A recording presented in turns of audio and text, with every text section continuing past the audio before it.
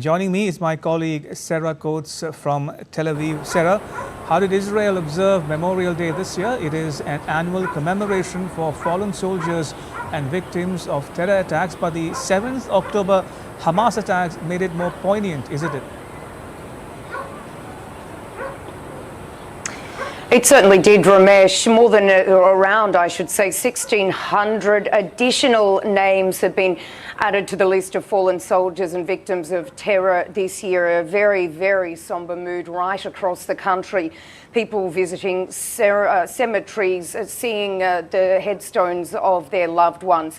Now, there certainly were a number of events around the country. The Prime Minister, Benjamin Netanyahu, speaking at one in Jerusalem.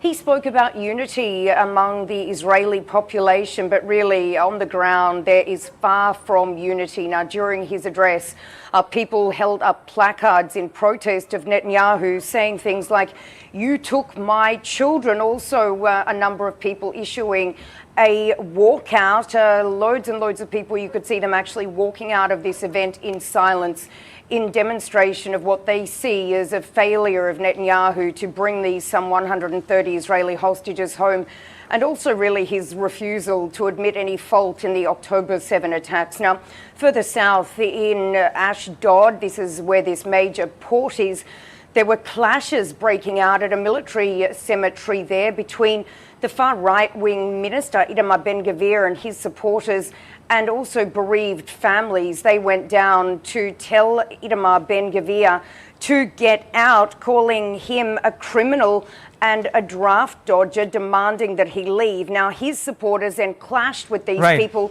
saying that they are leftists and garbage. So you can really see these divisions laid there. But in around an hour's time, festivities will actually kick off here right around the country as Israel marks its 76th anniversary.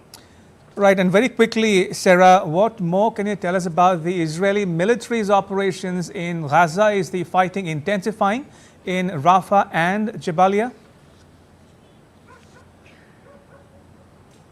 Well, sources on the ground certainly say that there are heavy clashes between the Israeli military and Palestinian fighters in around the Jabalia refugee camp, and also around the outskirts of Rafah, which of course is that area in southern Gaza, which was declared a safe zone up until fairly recently. Now, we have been hearing from medical sources on the ground. They say that Israeli forces have now issued an evacuation order for the Kuwaiti hospital in Rafah. And this was an area, a hospital, I should say, that only had 16 beds, one of the only places that was actually allowing any casualties to come in. Now, we are also hearing that the European hospital in Khan Yunis has now run out of fuel, really making it unavailable, inaccessible for anyone to try and get treatment, while the Rafah border crossing, which was the only point for people to get out for urgent medical treatment, it remains closed, Ramesh. All right, we'll leave it at that. Sarah Coates in Tel Aviv, thank you. Much appreciated.